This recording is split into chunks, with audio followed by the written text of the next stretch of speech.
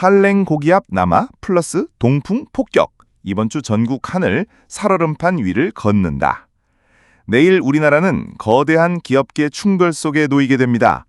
북한 지역에서 확장 중인 강력한 한랭 고기압이 남하하며 전국이 대체로 맑은 날씨를 보이겠지만 영남 동해안은 동풍에 의한 비구름이 형성되면서 국지적 강수가 이어지겠습니다. 기온 분포는 극명하게 갈립니다.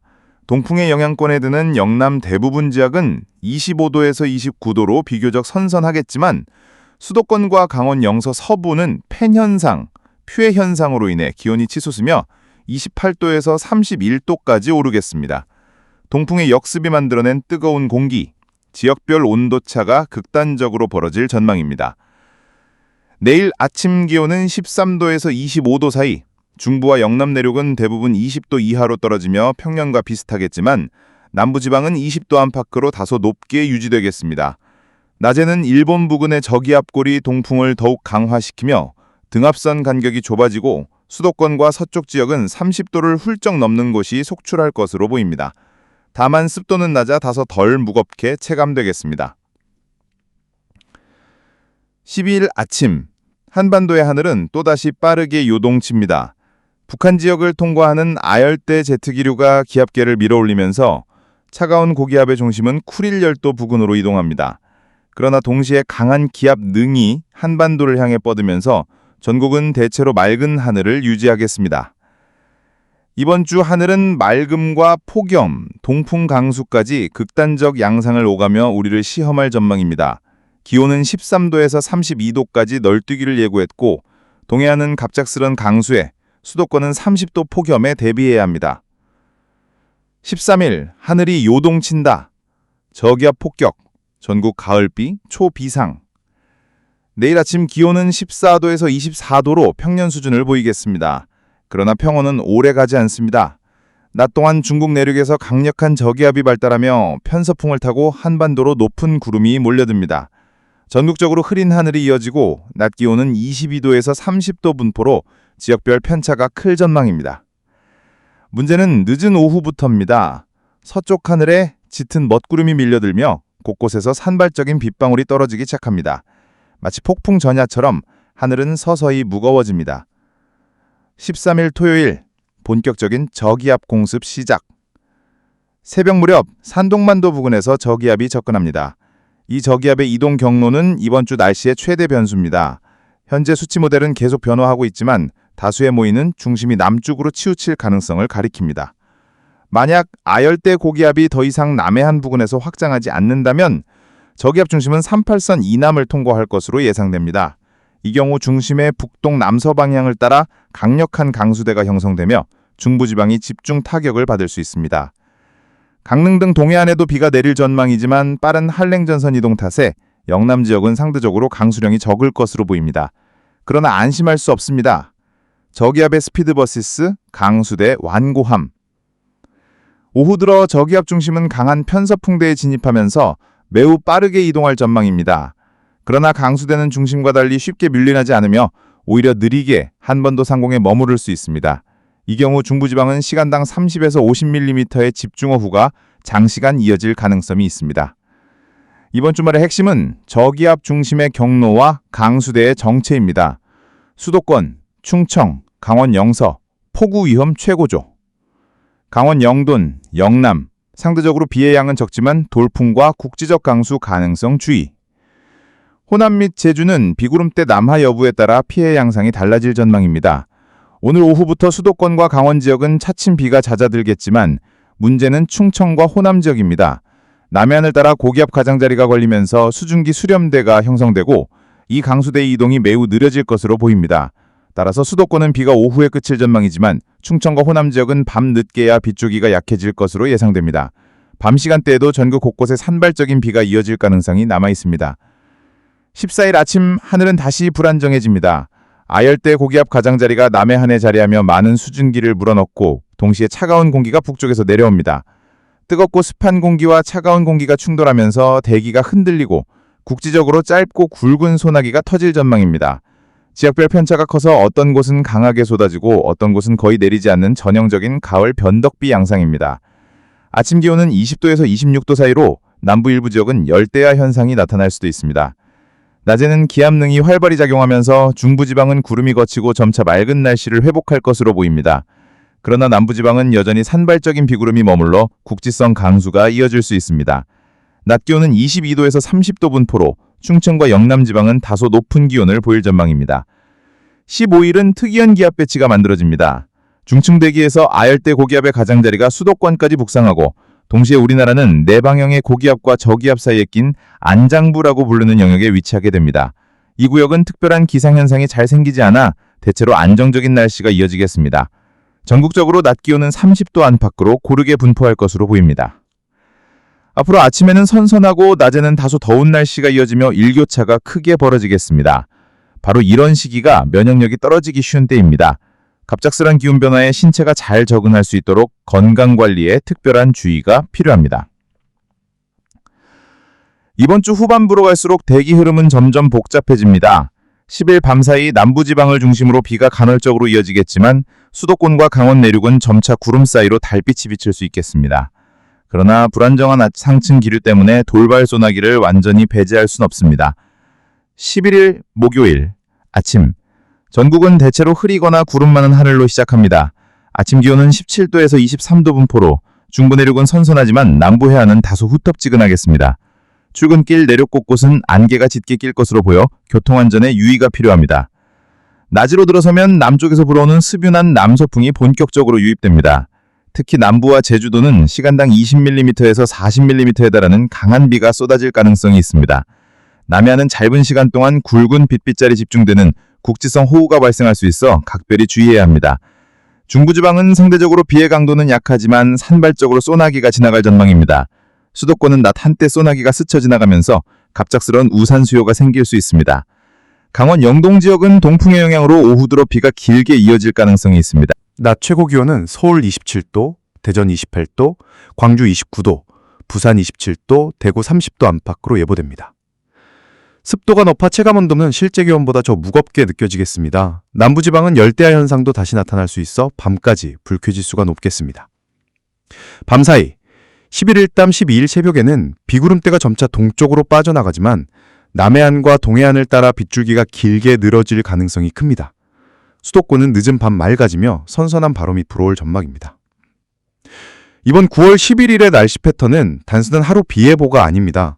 북쪽에서는 한랭 고기압이 빠르게 세력을 넓히고 있고 남쪽에서는 아열대 고기압이 여전히 끈질기게 버티고 있습니다. 이 두 세력이 부딪히면서 마치 압력소처럼 대기가 눌리고 뒤틀리며 작은 자극에도 폭발적인 소나기와 돌발 호우가 만들어지는 것입니다. 특히 남해와 제주, 영남 해안으로 들어오는 습기는 태풍급 수증기 통로를 열어놓고 있습니다. 단 몇 시간 사이에 시간당 50mm 이상 퍼붓는 폭우가 쏟아진다면 작은 하천도 순식간에 범람할 수 있습니다. 지난 여름 수도권에서 발생했던 도심 침수 악몽이 이번에는 남부와 해안 지역에서 되풀이 될 가능성이 있습니다. 전문가들은 이번 9월 패턴을 가을형 폭우 플러스 태풍 위협의 전형적인 사례로 보고 있습니다. 원래 9월은 청명한 하늘과 선선한 바람이 특징이지만 최근 10년간 9월 한반도는 오히려 태풍과 폭우의 계절로 바뀌었습니다. 바다는 여전히 끓고 있고 동해 수온은 평년보다 2에서 3도 높습니다. 이 뜨거운 바다가 새로운 괴물 비구름을 키워내는 것입니다. 수도권과 중부 지역은 짧지만 강한 소나기에 대비해야 하며 남부와 제주 지역은 장대비 플러스 돌풍 플러스 벼락의 삼중고에 대비해야 합니다. 농촌 지역은 벼 수확기를 앞두고 침수 피해가 치명적일 수 있으므로 배수 관리가 필수입니다. 도시 지역은 하수도와 지하주차장 침수, 저지대 침수 위험이 크므로 실시간 기상정보 확인이 반드시 필요합니다. 9월 12일 전만 12일 아침은 한랭 고기압이 점차 쿠릴열도 쪽으로 빠져나가고 중국 내륙에서 새로 발달한 저기압이 산둥반도를 거쳐 서해 쪽으로 접근할 전망입니다.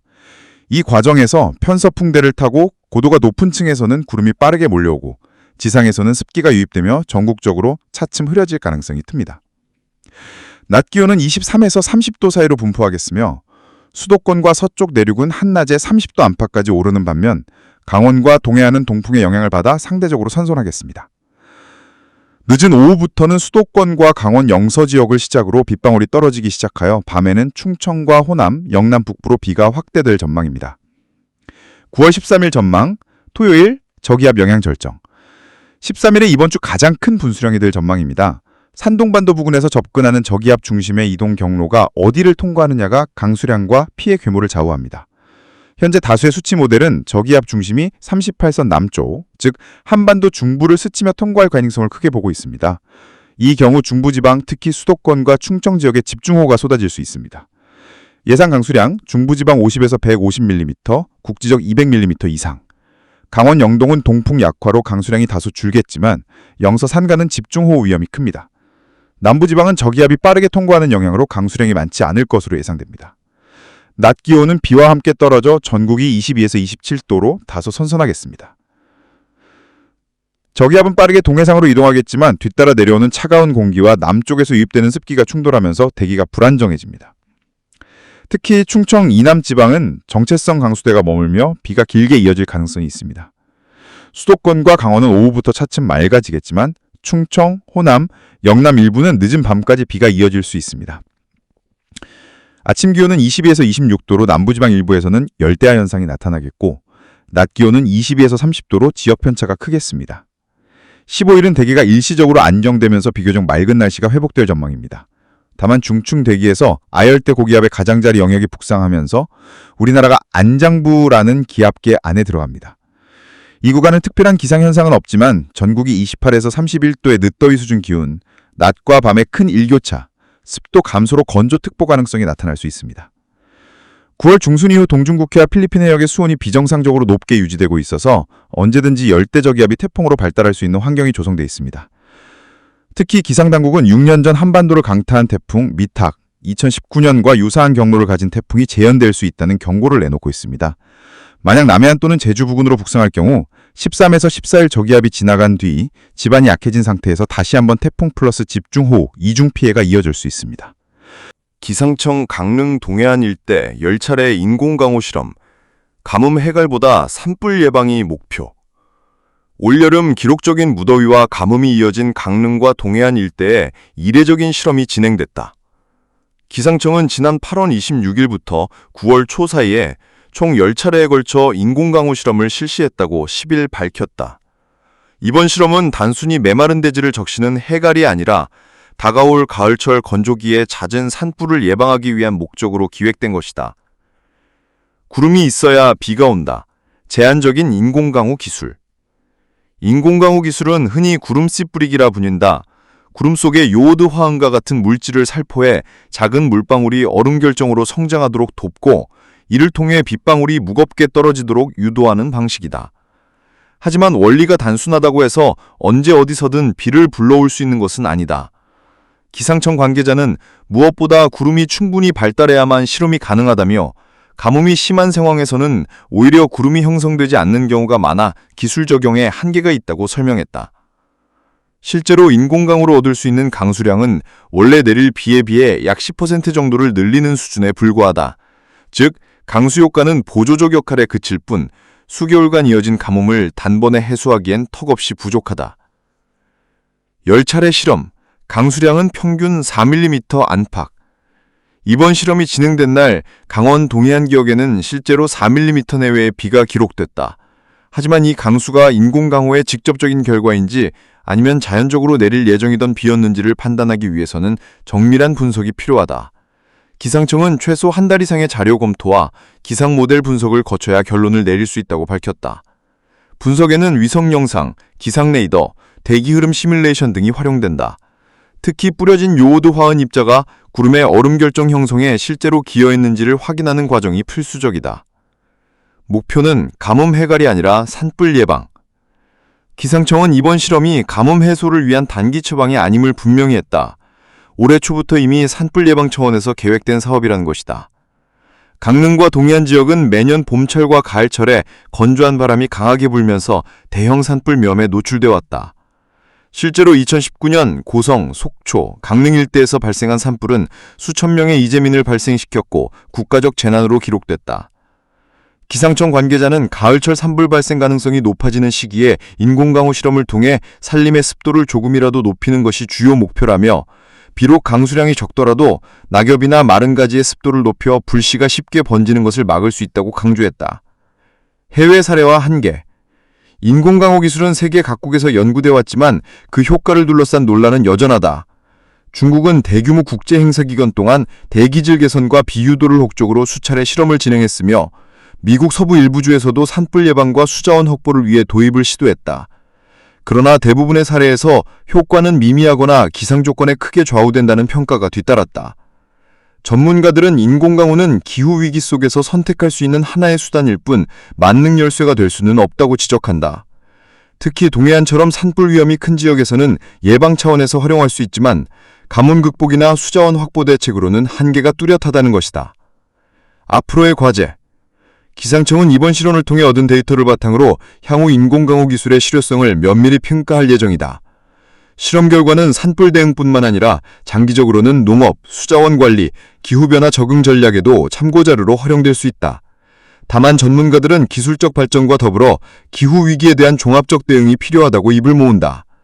한국농촌경제연구원의 한 연구원은 인공강우는 응급처방과 같다며 근본적으로는 산림관리, 수자원관리, 그리고 기후변화 완화 정책이 함께 추진되어야 한다고 말했다. 결론. 강릉과 동해안에서 실시된 10차례의 인공강우 실험은 가뭄을 해소하기 위한 묘수가 아니라 산불 위험을 줄이기 위한 비예방책의 일원이었다. 구름이 있어야 비를 만들 수 있고 그마저도 양은 제한적이지만 건조한 산림에 미치는 작은 변화가 때로는 대형 산불을 막는 큰 차이를 만들 수 있다. 앞으로 한 달여에 걸친 분석 결과가 나오면 이번 실험이 실제로 효과를 발휘했는지 여부가 밝혀질 전망이다. 지역 주민들의 반응. 실험이 이루어진 강릉과 동해안 일대 주민들의 반응은 엇갈린다. 일부 주민들은 며칠 동안이라도 시원한 빗줄기를 보니 마음이 놓였다며 긍정적으로 평가했다. 특히 산림 인근에서 생활하는 주민들은 매년 건조기에 느끼는 불안이 줄어들 수 있다는 점에서 인공강우 실험을 환영했다. 그러나 또 다른 주민들은 회의적인 시선을 보냈다. 몇 차례 비가 왔다고 해서 산불이 안 나는 건 아니다라며 근본적인 산림관리 대책이 먼저 필요하다는 목소리도 있었다. 실제로 낙엽과 잡목을 치우고 방어선을 확보하는 등 기존의 산불 예방 관리가 병행되지 않으면 인공강우 실험만으로는 효과를 장담하기 어렵다. 전문가들의 시각. 전문가들은 이번 실험을 두고 과학기술적 도전이자 동시에 정책적 실험이라고 평가한다.